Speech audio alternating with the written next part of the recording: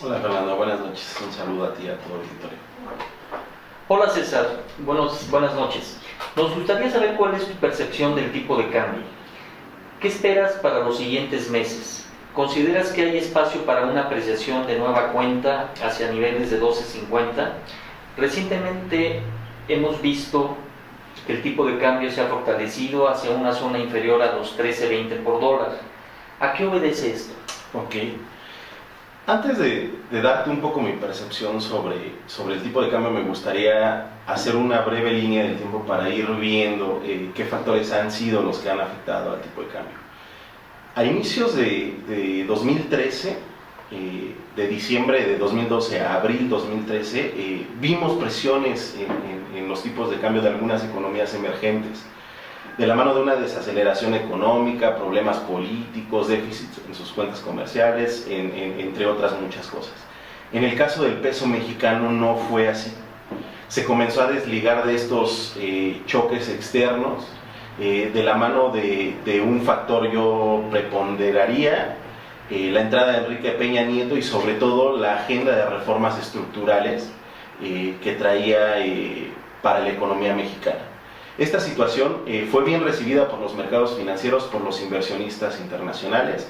De repente veíamos primeras planas en periódicos alemanes, estadounidenses, denominando esta agenda de reformas estructurales como el Mexican Moment. Esta situación generó optimismo y generó que el tipo de cambio fuera desligándose de sus pares emergentes, llegando a niveles de los 11.90, 11.96. Todo el mundo esperaba que la apreciación continuara.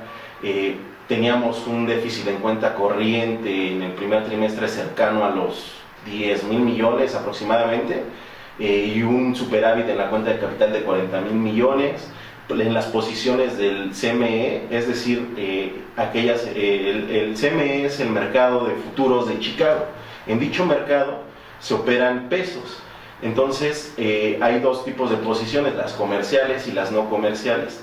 Las no comerciales son las que a mí me gusta ver un poco más, sobre todo porque te va dando un poco la percepción de los inversionistas.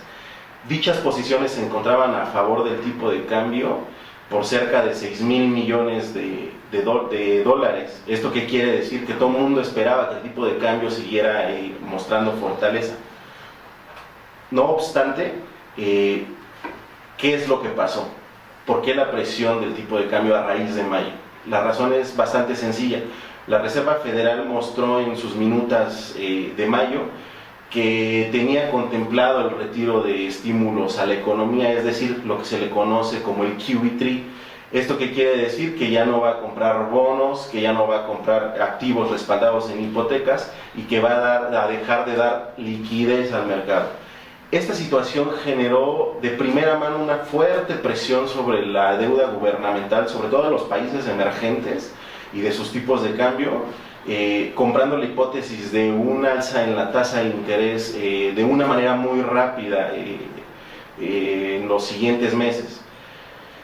El tipo de cambio se fue hacia niveles de 13.40 y a final de cuentas ha estado oscilando recientemente en niveles de 13.15, 13.30. ¿Qué quiere decir? Que ya tiene un poco descontado la parte del retiro de estímulos y sobre todo ha estado incorporando también la crisis que ya veíamos desde 2012 en algunos países emergentes. De la mano de ello viene que no nos ha ido muy bien en la parte de crecimiento económico. Crecimos por encimita del 1% en 2013. El primer trimestre del año no pinta bien para la economía mexicana. Sin embargo, no se ha visto una salida masiva de capitales. Esta situación es poleada de nueva cuenta por las reformas estructurales.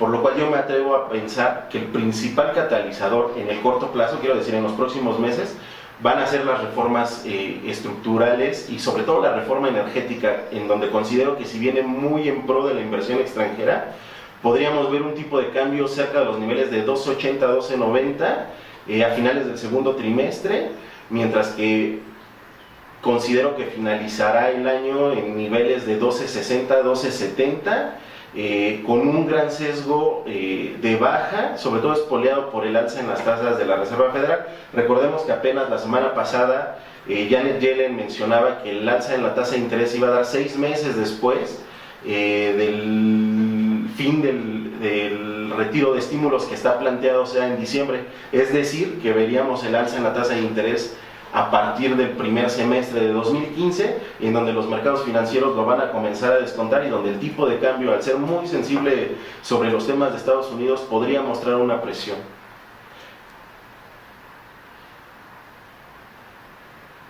Muchas gracias, Fernando. Un saludo a ti y a tu auditorio.